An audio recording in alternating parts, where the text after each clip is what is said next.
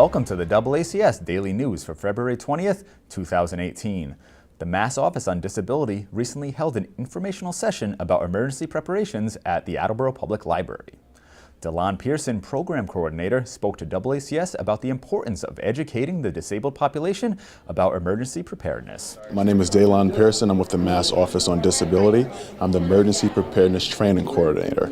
A long title, but that's what it is. And this program is funded through FEMA, Homeland Security and Public Safety. As we see history in current days, disasters are all over the place. They're occurring at all sorts of times. So what we are trying to do, this program is to really start to have the conversation with people with disabilities, local planners and first responders, so that we can try to make, when these hurricanes or any disaster actually happens, we can have our people be more resilient and they can bounce back from these disasters, but they can also be prepared for these disasters. We find that in history, a lot of people aren't prepared, and that's when they suffer more damage or otherwise. This is actually the first one we've done at Attleboro. We've been running this grant for about 10 years, so it is my goal to try to get out all throughout the Commonwealth. There's a lot of towns and cities, and it's just me, but we will be making our way towards these locations. We spent a good amount of time last year focusing on the Berkshires and in the Western Mass. If you go on our website, mass.gov, you go to MOD, and you can go to our emergency preparedness program. You can see every location that we've been to, and they'll be highlighted in red. That town or city will be highlighted in red. There's also a list, and it will tell you how many times we've been to these locations as well.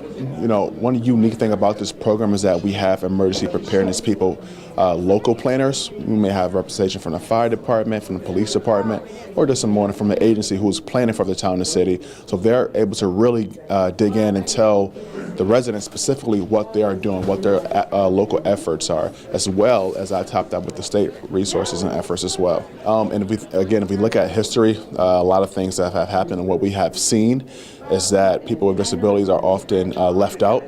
And so instead of leaving people out, what we want to do is have inclusiveness. So invite all parties to the table. And so this is what we do. We focus on people with disabilities because we are the Mass Office on Disabilities. So we just want to make sure that we can have everyone at the table, make sure that no one is left behind, and that we can start the conversations and make sure that our community is just resilient. So people with disabilities, again, there's going to be various prevalence types, but what's important is trying to identify or have your loved ones know where you are. So having emergency contacts.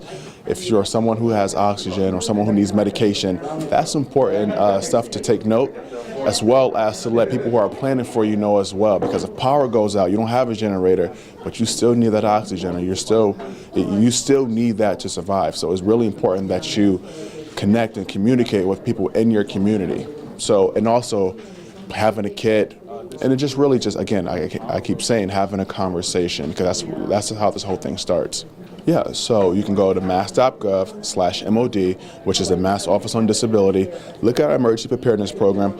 Everything that we're going to discuss today, all of our handouts, is on our website as well. So they'll be able to see the resources up there. And if anyone would like for me to come out to their community to provide a training, my contact is up there as well, so that I can go ahead and do that. That's it for today's update. For DoubleACS News, I'm David Angel.